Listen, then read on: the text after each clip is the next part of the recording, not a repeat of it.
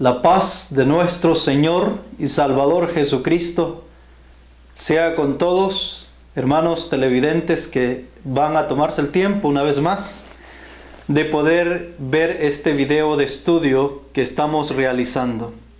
Bienvenidos a nuestro estudio número 5 de la serie titulada El juicio sobre los vivos. Vamos a recordar una vez más, a leer o a releer las escrituras de 1 de Pedro, capítulo 4, versículo 17, versos 18. Dice: porque es tiempo que el juicio comience por la casa de Dios. Y si primero comienza por nosotros, ¿cuál será el fin de aquellos que no obedecen al Evangelio de Dios? Y si el justo con dificultad es salvo, ¿en dónde aparecerá el impío y el pecador? Evidentemente, la cita de 1 de Pedro nos está describiendo el orden cronológico que va a llevar este juicio. Y hemos visto de que el juicio primeramente tiene que iniciar por el pueblo de Dios. Ya en 1844 ha iniciado el juicio sobre los muertos que una vez formaron parte del pueblo de Dios. Porque de acuerdo al principio que nos está dando Pedro, el pueblo de Dios es el que tiene que pasar revista en el santuario del cielo. Pero hoy vamos a ver la naturaleza, o vamos a empezar a ver la naturaleza del juicio sobre los vivos, que también inicia con la misma regla que Pedro nos está describiendo. Es decir, debe iniciar con el pueblo de Dios. Las cuentas deben empezar a ajustarse con el pueblo de Dios que está aquí en la tierra y que pretende ser el representante del cielo o el representante de Cristo en esta tierra. Con eso en mente, les quiero invitar a todos ustedes a que vayamos de rodilla y dirijamos una oración a nuestro Dios por el estudio que vamos a tener.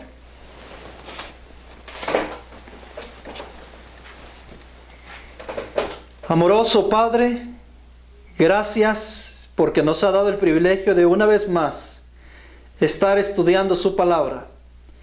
Gracias por nuestros hermanos televidentes que se tomarán el tiempo para poder estudiar juntamente con nosotros. Padre, envíe su Espíritu. Permita que el Espíritu de verdad, el único Espíritu que puede llevarnos a la verdad, pueda descender sobre todos aquellos que están sedientos y deseosos de conocerte a ti, el único Dios verdadero.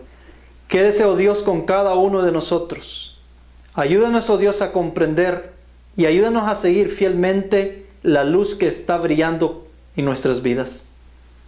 Perdona nuestros pecados, que toda la atención de los oyentes y de las personas que van a ver este video, este estudio, pueda ser dirigida, Señor, dicha atención solamente a la persona de Cristo. Acompáñanos en el nombre de nuestro Señor Jesús. Amén.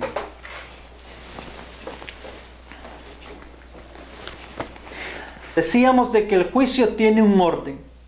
El orden de este juicio es primero la iglesia de Dios y posteriormente Dios ajusta las cuentas con el mundo. Es decir, Dios no puede empezar por el mundo o agarrar al mundo de la iglesia a la misma vez, porque ambos no han tenido la luz necesaria en el tiempo simultáneo. Es decir, los primeros que han recibido luz, los primeros que han recibido la voz de Dios y que han recibido instrucción del cielo, son los primeros a los cuales Dios pretende pasar revista.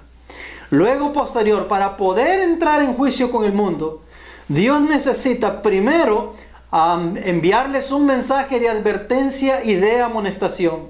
Es decir, la verdad presente para ellos debe llegar y esa verdad presente los va a juzgar, ya sea para vida o para muerte. Cuando ellos hayan sido amonestados a través de la verdad y ese espíritu de verdad se haya revelado a través de un mensaje para con todo el mundo, entonces Dios podrá proceder en un juicio con ellos. Pero por ahora, los que han recibido la verdad y el mensaje de amonestación es el pueblo adventista del séptimo día. Y entonces las cuentas deben empezar a ajustarse con nosotros. Dice el libro del conflicto de los siglos, en la página 534, dice lo siguiente: así, en el gran día de la expiación final y del juicio, los únicos casos que se consideran son los de quienes hayan profesado ser hijos de Dios. El juicio de los impíos es obra distinta y se verificará en fecha posterior. Esta regla debe estar clara en nuestras mentes. El juicio está dividido en dos secciones. Primero la iglesia, luego el mundo. Dios ajustará cuenta con ambos, pero cada uno en su debido orden. Y muchas veces es lo que como iglesia nos cuesta creer o nos cuesta concebir. ¿Cómo es que puede ser o cómo es que puede ocurrir de que Dios va a juzgar primero a uno y después a otros? Porque evidentemente unos han tenido mayores privilegios anticipadamente que los otros. Dios es un Dios justo. Es un Dios realmente misericordioso y no va a juzgar a nadie en ignorancia o que no haya tenido la oportunidad de salir de esa ignorancia.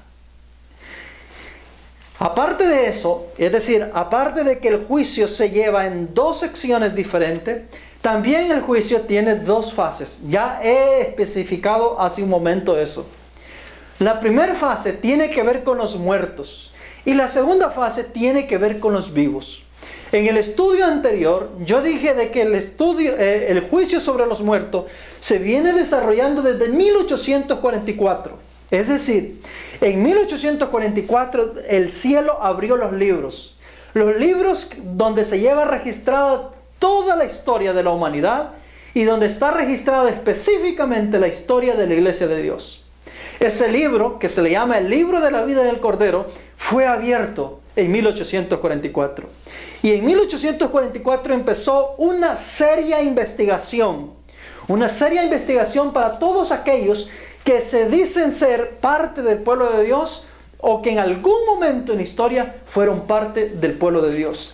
Allí está el registro de todos aquellos, desde Adán hacia adelante, que una vez profesaron ser parte de los hijos de Dios. Pero cuando este juicio de los muertos finalice, de la cual no sabemos cuándo va a ocurrir, cuando este juicio de los muertos finalice, entonces dará inicio al proceso del juicio sobre los vivos. Es decir, empieza la fase de los vivos. La fase de los vivos empieza con un evento. Y ese evento es el que vamos a estudiar o estamos estudiando en esta ocasión, es decir, en esta serie de estudio. Y es el evento de la venganza de Dios. Así se apertura el juicio de los vivos. Así es como inicia el juicio de los vivos. Dios deja sentir su venganza sobre aquellos que lo han traicionado y empieza a hacer un ajuste de cuenta con todos aquellos que han militado dentro del pueblo adventista. Esto quiere decir algo. Quiere decir que nosotros los adventistas podemos jugar todo lo que queramos ahora. Pero quiere decir de que hay un momento en que Dios nos va a poner un alto y nos va a decir: hasta aquí habéis tenido tiempo necesario y suficiente. Eso quiere decir de que cuando ese tiempo se acabe, es decir, culmine, entonces Dios va a efectuar su extraña obra. Es decir, la obra de venganza sobre aquellos que una vez han profesado ser parte del pueblo de Dios y que están de entre los vivos. Ahora, como estamos hablando de un juicio donde pretende Dios purificar, es decir, limpiar, evidentemente cuando el juicio de los vivos arranque o dé inicio, el proceso de limpieza no solamente va a ocurrir en el cielo, como ha ocurrido en este periodo de los muertos, porque como no hay vivos cuando se están juzgando los muertos, sino que todo está muerto, evidentemente la purificación solamente se está dando en los libros del cielo, es decir, en el libro de la vida. Pero cuando vamos a tratar con vivos, Dios no solamente va a hacer una limpieza del libro de la vida en relación a los vivos que están formando parte de ese libro, sino que también va a hacer una limpieza en el santuario de la tierra, es decir, en la iglesia de Dios. ¿Por qué Dios va a hacer esta doble limpieza? Porque en el santuario de la tierra se encuentran literalmente vivos todos los individuos que están registrados en este libro allá en el cielo. Por lo tanto, la purificación debe de ser tanto allá en el cielo con los libros y en la tierra con los vivos que están latentes viviendo en ese momento. Y este es el propósito de este estudio, es decir, identificar cuál es el proceso, cómo es el proceso, qué es lo que Dios va a hacer con los vivos que están en ese momento aquí en la tierra, cuando Dios dé inicio a este juicio investigador con los vivos. Entonces, inicia con un evento, y este evento es el día de la venganza de Dios. Es decir, inicia con la venganza sobre aquellos que lo han traicionado. Dice el libro del conflicto de los siglos, página 544. Dice lo siguiente: solemnes son las escenas relacionadas con la obra final de la expiación. Solemnes, es decir, no es una obra que debemos tenerla en broma.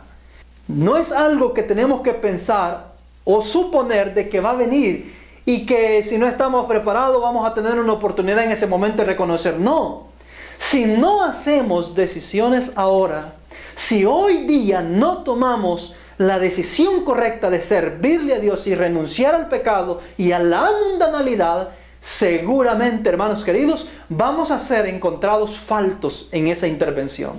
Dice, incalculables son los intereses que ésta envuelve. Sigue diciendo la cita. El juicio se lleva ahora adelante en el santuario celestial. Esta obra se viene realizando desde hace muchos años, es decir, desde 1844. Pronto, nadie sabe cuándo les tocará ser juzgado a los vivos. Nadie sabe cuándo Dios va a juzgar a los vivos. Es decir, Dios no ha dado una fecha para indicarnos cuándo es que el juicio de los vivos va a iniciar. Pero ¿sabe qué es lo interesante? Sí vamos a saber cuándo inicia. Es decir, cuando el momento llegue. Cuando llegue el momento, sí lo vamos a saber, porque hay un evento que marca el inicio de ese juicio. Y ese evento impresionante es el que vamos a tratar en los estudios posteriores. No se lo pierda, ningún estudio de aquí en adelante, para entender el asunto y la naturaleza del juicio sobre los vivos. Sigue diciendo, en este, más que en cualquier otro tiempo, conviene que toda alma preste atención a la amonestación del Señor. Velad y orad. ¿Por qué velar y orar? Porque no sabéis cuándo será el tiempo. Y si no velareis, vendré a ti como ladrón y no sabrás a qué hora vendré a ti. Aquí hay algo que yo quiero que pongamos mucha atención. Se nos está hablando del juicio de los vivos. Ya ella nos explicó de que viene desarrollándose un juicio desde 1844. Es decir, desde mucho antes. Pero viene por delante de nosotros la escena del juicio de los vivos. Nadie sabe cuándo iniciará. Es decir, no hay una fecha que indique o determine cuándo iniciará este juicio. Pero sí hay un evento que nos va a indicar que ya entramos al juicio de los vivos. Y quiero decirles que ese evento todavía no ha ocurrido. Indica que todavía no estamos en ese proceso del juicio de los vivos. Este evento es imprescindible para marcar el inicio de este periodo, es el que nos va a indicar que ya estamos dentro del proceso y que nos resta nada más la decisión de Dios para ver si vamos a permanecer dentro de este pueblo o no.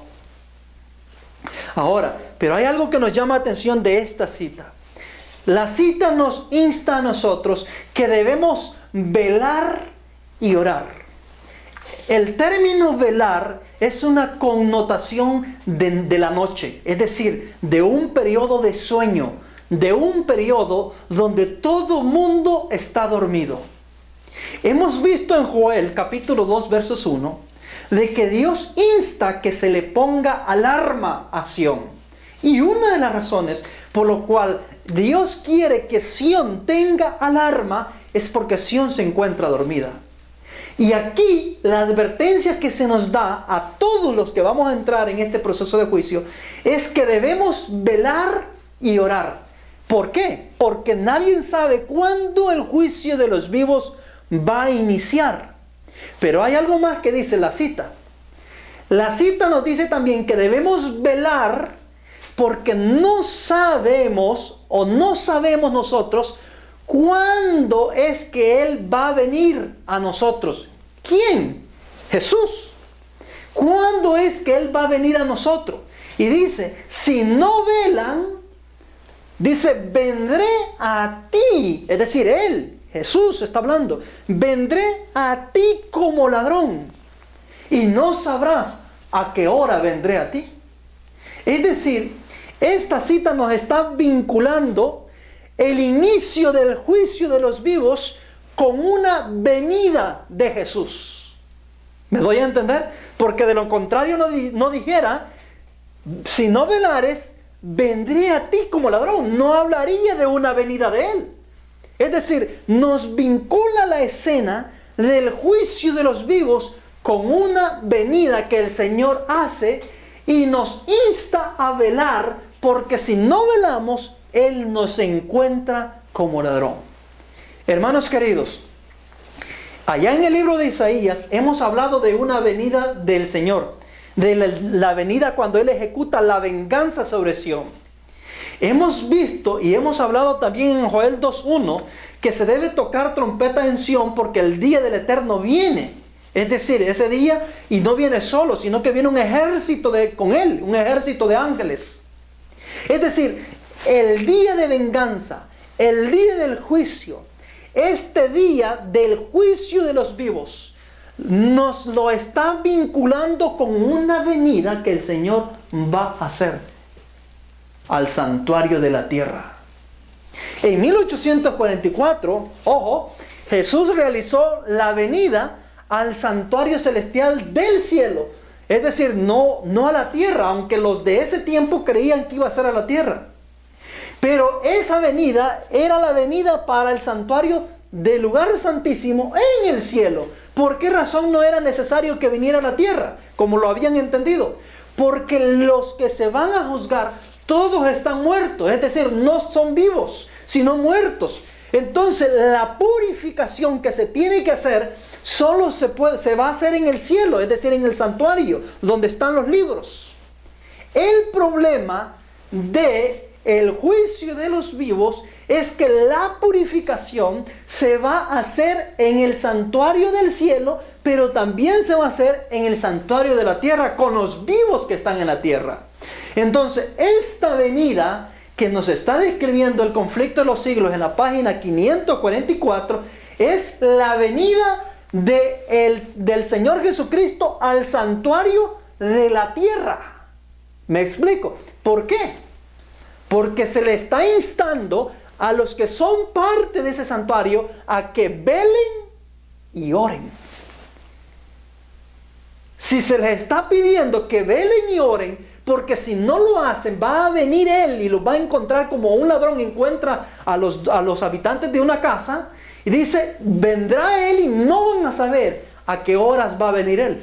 Entonces, evidentemente, aquí no está hablando de juicio de vivos, de muertos, sino juicio de vivos. Porque a ningún muerto se le va a pedir que vele y que ore. Es decir, si se les está pidiendo que vele y ore, indudablemente es al vivo. Es decir, a los vivos que están en el santuario de la tierra. Si no lo hacen, el Señor llega y los va a encontrar como encuentra un ladrón. Esto quiere decir, mis queridos hermanos, de que hay una venida que el Señor va a realizar a esta tierra. Y escuche bien, y abra bien sus oídos, no es la segunda venida a la que se está refiriendo esta cita. Ya vamos a ver cuál es esa venida. Es la venida que se está refiriendo a la misma que identifica Isaías 61. Es la misma que identifica Joel. Es decir, es la misma que identifica Mateos 24 y Mateo 24, versículo 42 en adelante, si no más me equivoco. Es la misma venida que se describe allí, es decir, la venida hacia la casa donde está el siervo fiel y prudente. Es decir, esta venida tiene un solo propósito. También está descrita en Malaquías capítulo 3. Esta venida tiene un solo propósito. Y el propósito es purificar el templo de la tierra. Purificar la casa de Dios que está aquí en este mundo y que ha sido dejada en esta tierra para representarlo a Él. Pero que muchos, la gran mayoría, han traicionado su cometido. Así es de que, mis hermanos, el juicio sobre los muertos implica la limpieza nada más del santuario celestial. Pero el juicio sobre los vivos implica la limpieza del santuario terrenal. Es decir, la iglesia que Dios tiene como un santuario y refugio para todos aquellos perdidos en esta tierra. Entonces indica que debe de ocurrir una limpieza también en este santuario terrenal, una purificación de este santuario terrenal. Y entonces vamos al libro de El conflicto de los siglos. Quiero leer con ustedes el libro del conflicto de los siglos en la página 421. Dice lo siguiente: mientras se prosigue el juicio investigador en el cielo, mientras que los pecados de los creyentes arrepentidos son quitados del santuario, debe llevarse a cabo una obra especial de purificación, de liberación del pecado entre el pueblo de Dios en la tierra. ¿Qué es lo que dice la cita? Dice que mientras se está llevando la purificación del santuario y se está purificando de todos aquellos creyentes arrepentidos y de los no arrepentidos allá en el santuario, aquí en la tierra, dice, debe llevarse a cabo una obra especial. No es una obra común, mis hermanos. No es una obra frívola de la que se debe de llevar a cabo aquí en la tierra, sino que es especial, es solemne, de acuerdo a lo que la Escritura está diciendo. Dice que esta obra especial que debe de llevarse a cabo aquí en la tierra debe ocurrir entre el pueblo de Dios. Esta purificación, mis queridos hermanos, esta purificación tiene que ver con separación. Por ejemplo, cuando usted va a purificar el agua, le va a echar algo para poder eliminar la bacteria que esa agua tiene y para que pueda ser consumible. Todo asunto que tiene que ver con purificación tiene que ver con apartar lo sucio de lo limpio. Evidentemente, si en el santuario terrenal, es decir, en la iglesia, debe efectuarse un proceso de purificación, indica que debe haber una separación de entre lo limpio y lo sucio. Ahora viene la pregunta: ¿qué pasa, por ejemplo? ¿Qué pasa cuando la bacteria del pecado, yo no quiero renunciar a ella? ¿Qué pasa cuando yo decido aferrarme al pecado? Decido aferrarme a la concupiscencia, a la mundanalidad y a todo lo sucio y a todo lo que es apostasía, de la cual hemos hablado en el estudio anterior. ¿Qué pasa cuando yo me aferro y no lo suelto?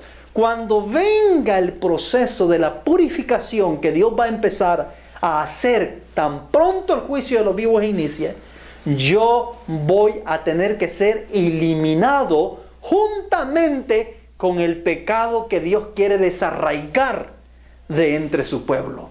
Es decir, todos aquellos que hayamos decidido aferrarnos al pecado, tendremos que ser arrancados de raíz dentro de las filas del pueblo de Dios en la tierra y apartados y separados para siempre, con el único fin de que la iglesia en la tierra quede purificada de pecado y de pecadores que no se quieren arrepentir y que no renuncian al pecado. Entonces, hermanos, la obra es solemne, porque allí es donde Dios se ve en la obligación de hacer una decisión sobre cada pecador que rehusó arrepentirse y que rehusó escuchar la voz y el llamado de los centinelas que Dios ha puesto para poder proceder a un arrepentimiento. Como decidieron no liberarse del pecado, Dios no los puede liberar en el momento de su intervención sobre Sión. Entonces quiere decir que la visita que Dios hace a su pueblo es una visita no para venir a recogerlo, como dicen los pentecostales por ahí, sino que es una visita que hace para venir a purificar su templo, purificar su pueblo y apartar a todos los pecadores que hasta aquí han llegado a formar parte de la iglesia y que rehúsan convertirse al Dios verdadero, aun cuando militan las filas del pueblo de Dios. Sigue diciendo la cita: cuando esta obra haya quedado, es decir, cuando esta separación, cuando esta purificación de la iglesia terrenal haya sido efectiva, dice, cuando haya quedado consumada, los discípulos de Cristo, obsérvese, hasta entonces los discípulos de Cristo estarán listos para su venida. Es decir, Jesús no va a venir por segunda vez a recoger a su iglesia hasta que su iglesia no haya sido purificada. Esa teología, mis queridos hermanos, barata y mentirosa, que vamos a ser limpios, puros, hasta la segunda venida de Cristo, es una mentira de Satanás.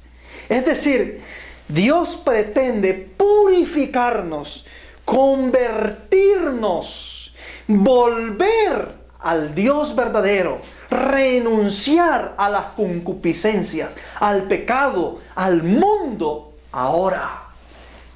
Es decir, pretende hacer eso ahora, porque en el momento de la intervención que Él tenga, Dios no podrá librar a ningún pecador no arrepentido.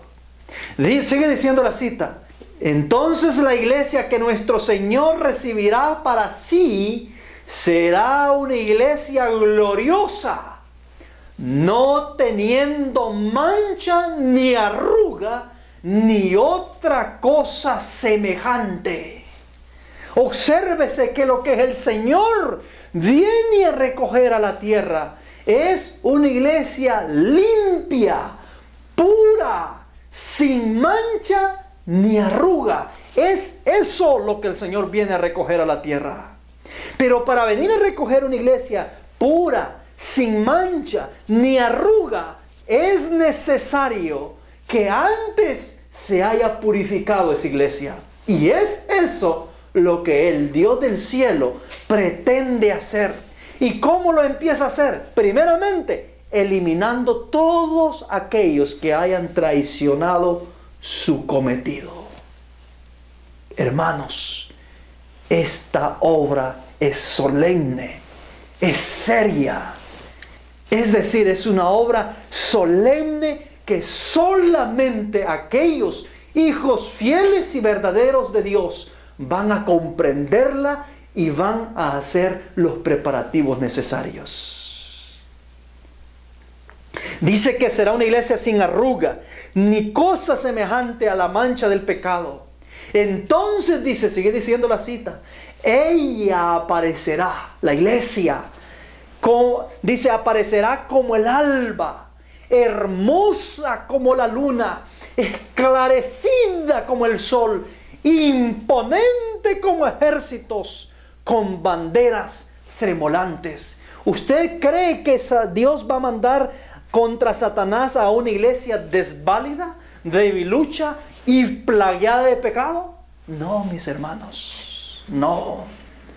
En el último gran conflicto que se avecina, la última gran batalla que la iglesia va a vivir, Dios tendrá una iglesia pura, limpia, sin mancha ni arruga. Habrá una iglesia dando el fuerte pregón con un espíritu glorioso, no teniendo mancha ni arruga de pecado para que la puedan acusar, sino que será una iglesia semejante al carácter de Cristo, hermosa como el alba, resplandeciente como el sol con el evangelio eterno, en la última hora de la tierra.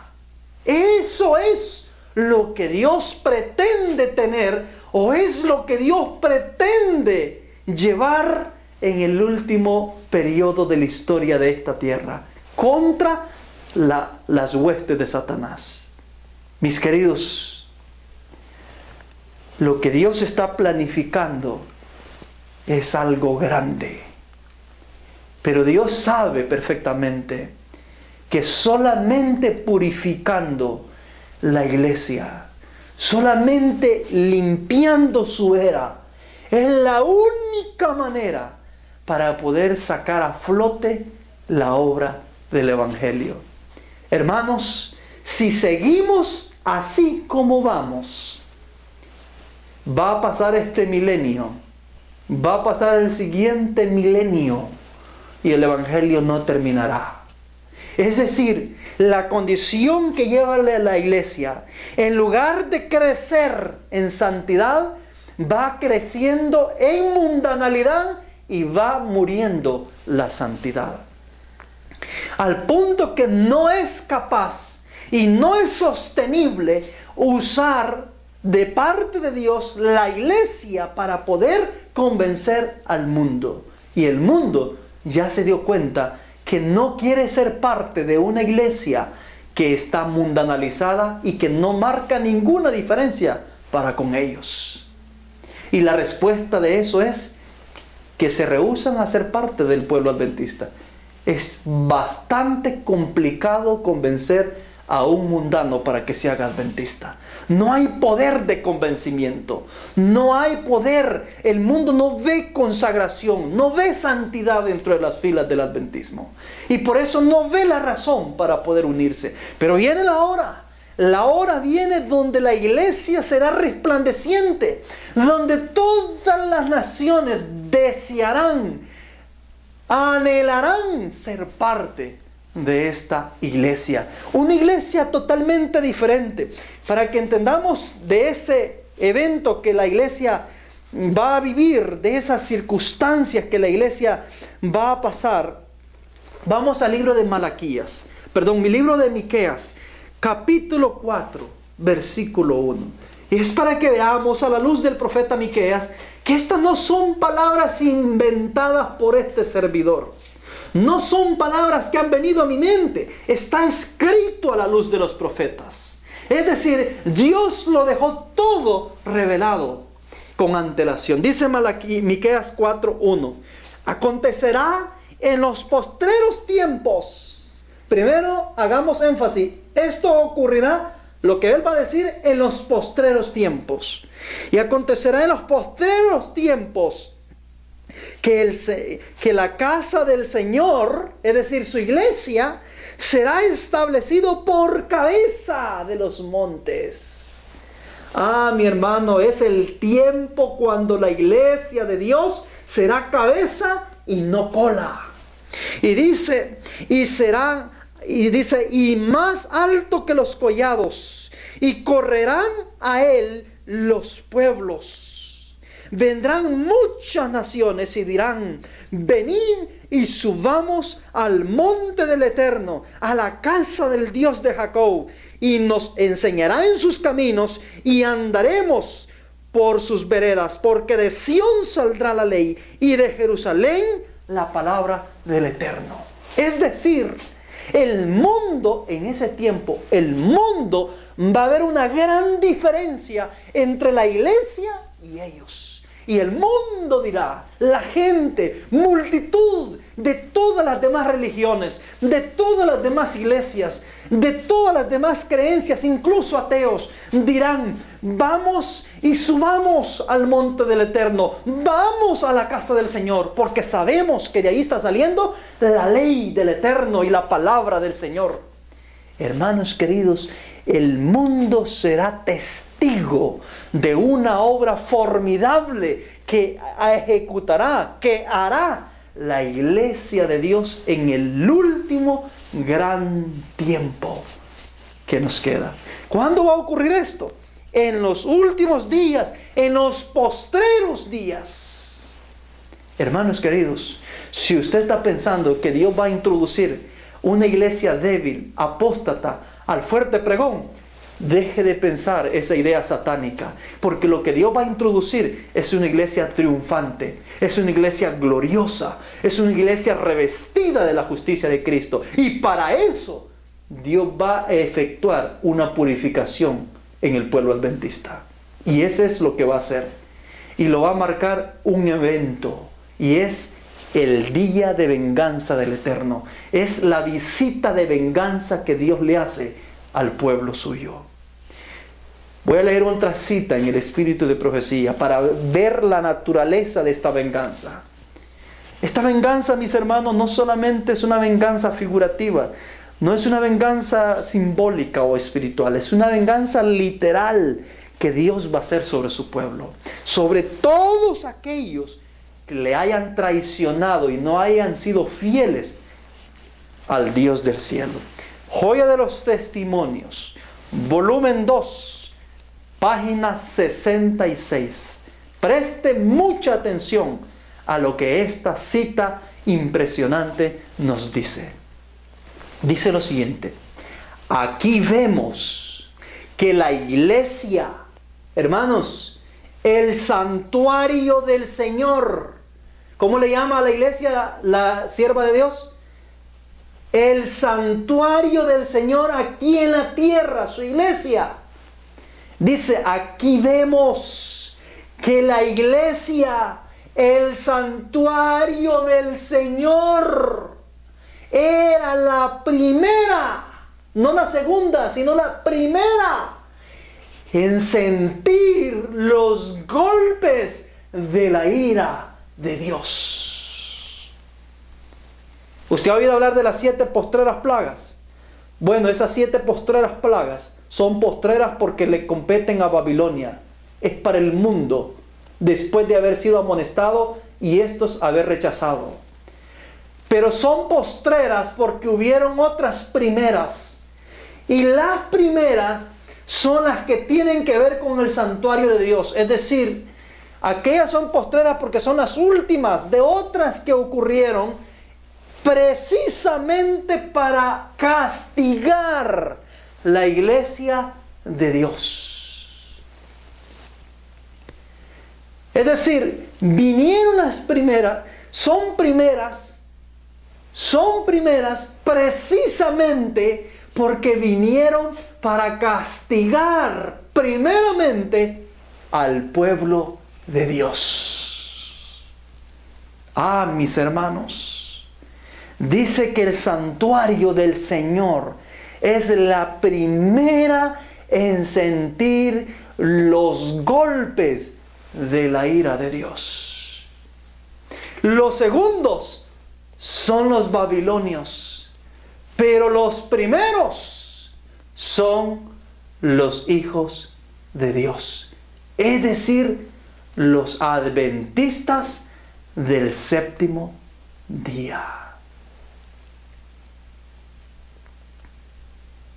Sigue diciendo la cita: los ancianos, aquellos a quienes Dios había brindado gran luz. ¿Quiénes? Los ancianos. Los ancianos, la terminología que se está usando representa a los líderes del pueblo, a las personas de experiencia que están gobernando la iglesia. Los ancianos, aquellos a quienes Dios había brindado gran luz, que se habían destacado como guardianes de los intereses espirituales del pueblo, habían traicionado su cometido. Ahora, mis hermanos, estamos viendo por qué viene esta venganza. ¿Por qué Dios golpea con ira a la iglesia que tiene en esta tierra? Dice que los grandes líderes, los ancianos espirituales, habían traicionado su cometido. Es decir, delante del cielo eran considerados como traidores por no haber dado el sonido de la trompeta a tiempo. ¿Y sabe qué es lo terrible de todo este escenario, amados hermanos? Que detrás de estos ancianos traidores hay un montón de seguidores de ellos. Y al hacer esto, han cometido también traición, porque han obedecido al hombre antes que obedecer a Dios. Sigue diciendo la cita. Habían asumido la actitud de que no necesitamos esperar milagros ni la señalada manifestación del poder de Dios como en tiempos anteriores. ¿Sabe qué decían ellos? Dios es amor, Dios es misericordioso. Hemos visto que en el tiempo de antes Dios castigó, destruyó, mató a los infieles, pero Dios no va a hacer eso ahora. Eso es lo que le habían enseñado a la iglesia. Eso es lo que le habían hecho creer al pueblo, que creyera en un mensaje de paz y seguridad. Habían hecho creerle al pueblo que creyeran a algo fantasioso, que Dios no iba a actuar, Dios no iba a hacer con ellos, no iba a actuar con la iglesia como lo hizo en un tiempo pasado. Sigue diciendo la cita.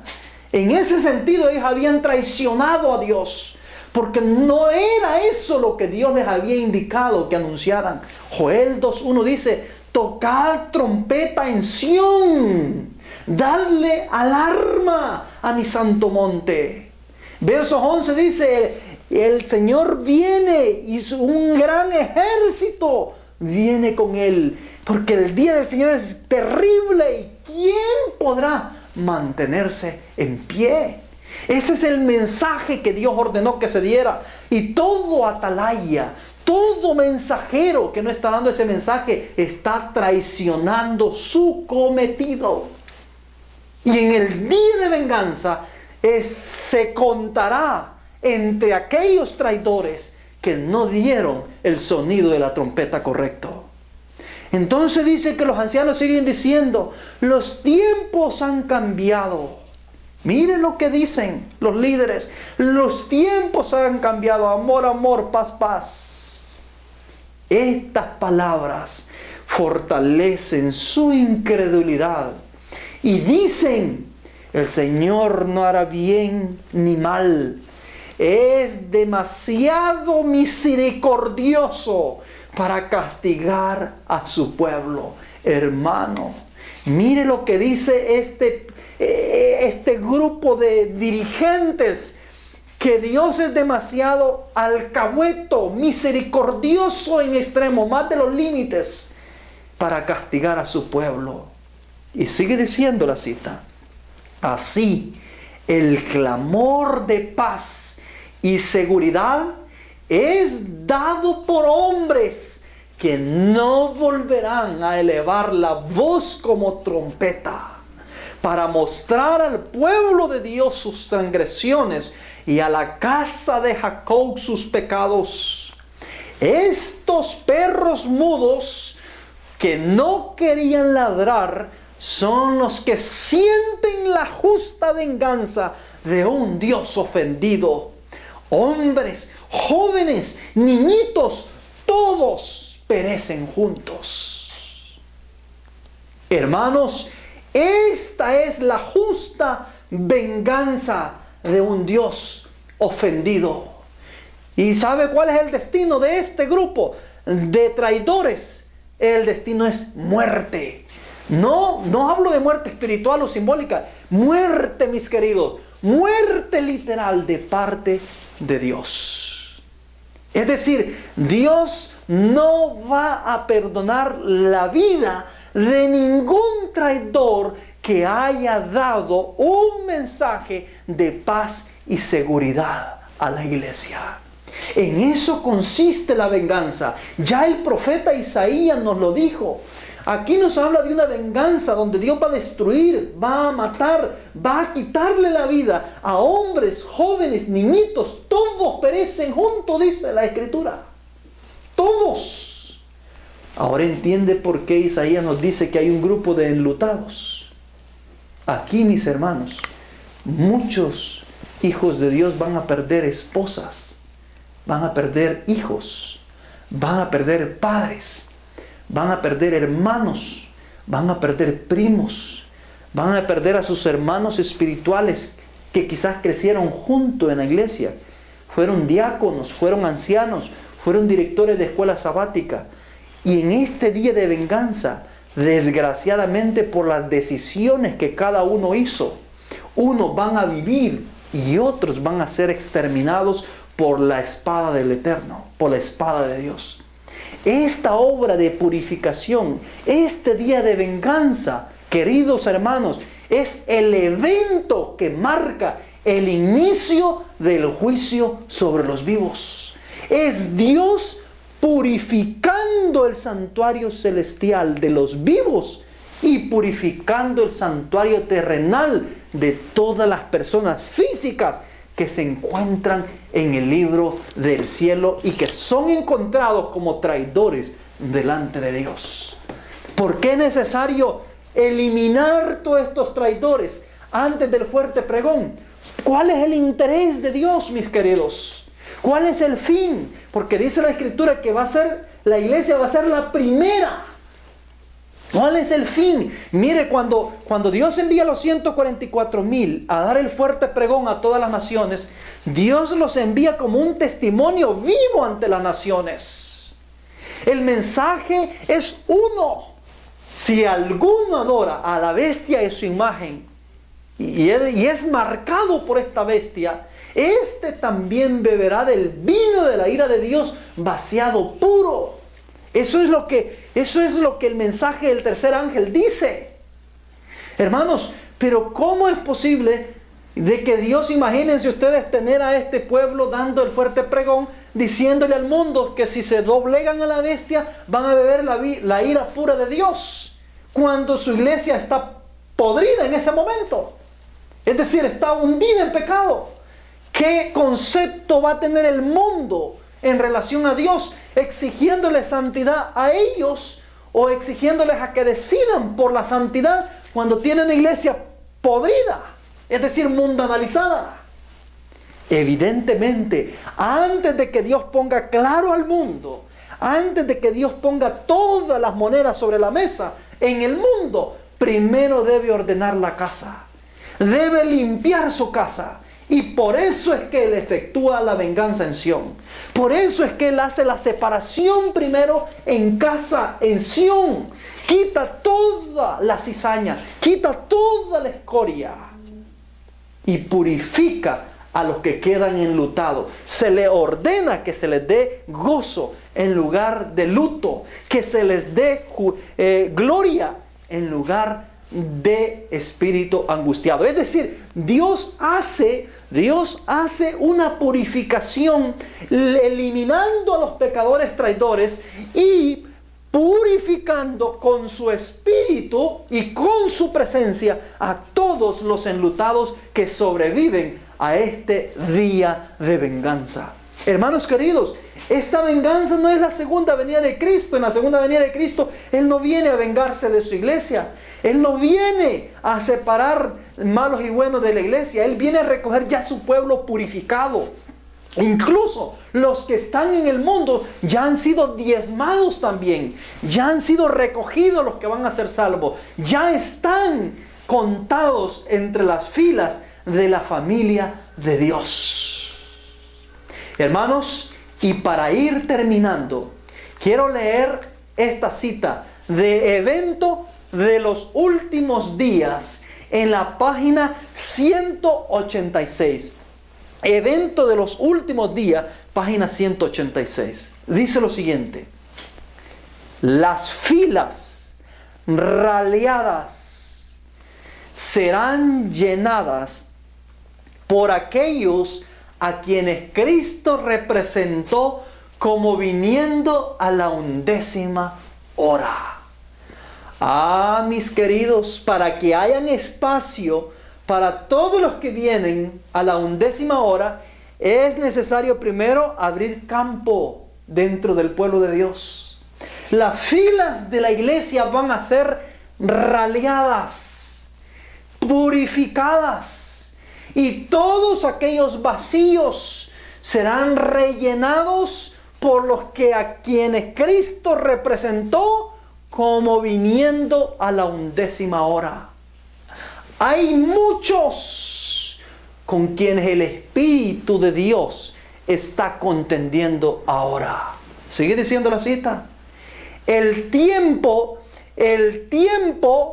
de los juicios destructores de Dios, habla de juicios destructores, es el tiempo de la misericordia para aquellos que hasta el momento no han tenido oportunidad de aprender qué es la verdad. Estos juicios destructores no son las 7 plagas, porque en las 7 plagas ya no hay gracia. Y aquí dice que el juicio destructores de Dios es a la misma vez el tiempo de la misericordia para aquellos y todos aquellos que no han recibido la oportunidad de conocer la verdad. Quiere decir que todavía hay gracia cuando esos juicios destructores se dan. Y entonces, ¿para qué manda esos juicios destructores? ¿Para quiénes son esos juicios destructores?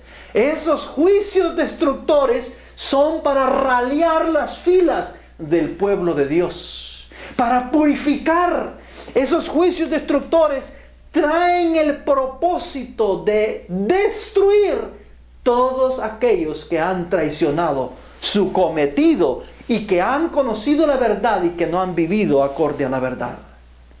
Dice lo siguiente: el tiempo de los juicios destructores es el tiempo de la misericordia para aquellos que hasta el momento no han tenido oportunidad de aprender qué es la verdad. El Señor los mira con ternura a estos que no tenían todavía el conocimiento de la verdad, a la gran multitud de Babilonia. Su corazón misericordioso, esto está ocurriendo en el fuerte pregón, su corazón misericordioso se conmueve. Su mano todavía se extiende para salvar. Mientras la puerta se cierra, la puerta de la gracia, mientras la puerta se cierra para aquellos que no quisieron entrar, es decir, entrar en la verdad, será admitido un gran número de los que en los últimos días oirán la verdad por primera vez. ¿Quiénes son los que recibieron la oportunidad de conocer la verdad? ¿Quiénes son los que tuvieron la oportunidad de poder entrar en santidad? ¿Quiénes son? Entrar en la gracia del Señor. Todos aquellos que una vez conocieron su evangelio, pero que se rehusaron vivir acorde al evangelio. Son todos aquellos que fueron llamados a ser parte de este pueblo peculiar, pero que rehusaron seguir el plan de salvación tal como Dios lo había diseñado. Dice la cita: las filas de la iglesia serán raleadas. La acción de ralear implica o es un término que se usa en agricultura. Por ejemplo, cuando se va a arrancar las plantas que han nacido demasiadas juntas, es decir, que han nacido juntitas. En la agricultura, el agricultor las ralea, es decir, si hay dos plantitas de rábanos muy juntas, arranca una, porque una es más débil que la otra y no le da fuerza para que la otra se desarrolle. Entonces arranca la más débil, arranca la mala y deja solamente la que es buena, es decir, la que tiene posibilidades de crecer. Eso es ralear. Quiere decir de que las filas de la iglesia serán raleadas. Todo aquello que nos sirve, todo aquello que está dañado, todo aquello que está impidiendo que la verdadera y genuina plantita crezca, va a ser arrancada antes del fuerte pregón. Los conversos de la hora undécima, decía la cita, llenarán las filas vacías. Es decir, habrá una gran cosecha de una gran multitud de gente de todas las naciones. Luego hemos visto también en la cita que para que este suceso ocurra, para que este escenario se dé, deben venir juicios destructores que va a impactar la iglesia de Dios y va a hacer que todos los que no se encuentren en armonía con el propósito de Dios sean destruidos. Es el acto de arrancar la cizaña, es el acto de destruir la cizaña y quemarla en el fuego. Figurativamente hablando, el fuego, es decir, no es que van a ser echados en el lago de fuego, sino que está usando la terminología del agricultor de la época de Cristo. Es decir, la cizaña se quemaba en un horno de fuego. Entonces, el quemar la cizaña es el acto de destruir la maleza. Y es precisamente lo que va a ocurrir con toda aquella maleza que rehúsa convertirse dentro del pueblo adventista del séptimo día. Pero dice también que después de esta destrucción todavía habrá oportunidad para aquellos que no habían escuchado la oportunidad de saber qué es la verdad. Para aquellos que no habían entrado todavía, tendrán la oportunidad. Son la gran multitud, católicos, evangélicos, pentecostales, musulmanes, chinos, hinduistas, es decir, de todo tipo, ateos, tendrán la oportunidad y tendrán la oportunidad de decidir si servir a Dios o adorar a la bestia y a su imagen. La puerta de gracia, hermanos, se cierra en dos fases. Primero se cierra para aquellos dentro de la iglesia de Dios, para la iglesia de Dios que tuvo la oportunidad de conocer la verdad, y todos aquellos que tuvieron la oportunidad de conocerla y de recibirla, pero no vivirla, son excluidos de entrar por esa puerta, excluidos de entrar en la gracia del Señor y son destruidos en el día de la venganza del Eterno. Es un proceso difícil, pero es necesario. Si Dios desea terminar la obra en este mundo, y si usted cree que la obra de este mundo debe terminar, evidentemente este proceso debe de ocurrir. Termino con esta última cita. Maranata, página 209.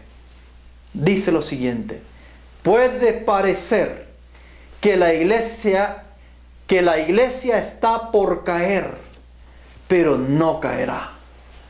Ella permanece en pie, mientras los pecadores que hay en Sión son tamizados, eliminados, mientras la paja es separada del trigo precioso. Es una prueba terrible y sin embargo tiene que ocurrir. Es innegable, mis queridos. Va a venir, hermanos queridos, le guste o no le guste, esa separación va a venir a Sión. Es decir, Dios va a separar en Sión toda la paja, toda la cizaña será quitada. Es terrible, es solemne, pero va a ocurrir. Nadie fuera de los que han estado venciendo mediante la sangre del Cordero y de la palabra de su testimonio serán contados con los leales y los fieles, con los que no tienen mancha ni arruga de pecado, con los que no tienen engaño en sus bocas. Nadie, hermano, nadie fuera de los que han estado venciendo va a ser contado con este grupo.